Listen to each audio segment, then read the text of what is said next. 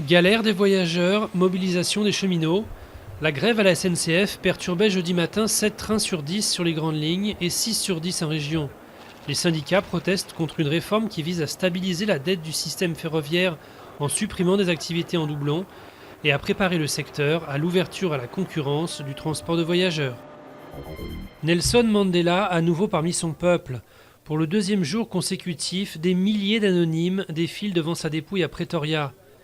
Au Cap, mercredi soir, un grand concert d'hommage a rassemblé des Sud-Africains de toutes les couleurs, avec en vedette le rugbyman François Pinard ou le chanteur Johnny Clegg.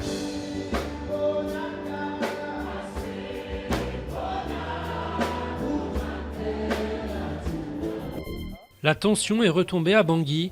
Après plusieurs journées de pillage et de lynchage, le calme est revenu dans la capitale centrafricaine et l'armée française poursuit le périlleux désarmement des groupes armés. Mais les musulmans, qui en ont profité pour inhumer 16 des leurs, restent inquiets pour l'avenir. Attention, forte pollution. Le seuil d'alerte aux particules fines est dépassé pour le quatrième jour consécutif en Île-de-France et dans une partie du sud-est, du fait du chauffage des particuliers, du trafic automobile et d'un air froid pollué piégé sous un couvercle d'air chaud.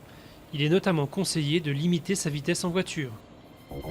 Le premier Africain à l'Académie des Beaux-Arts, le sculpteur sénégalais Ousmane Sow, a été élu à 78 ans dans cette vénérable assemblée, 30 ans après l'élection de son compatriote Léopold Sédar Senghor à l'Académie française. L'artiste, célèbre pour ses sculptures de grande dimension, a dédié son arrivée à l'Afrique tout entière, à sa diaspora et aussi au grand homme Nelson Mandela.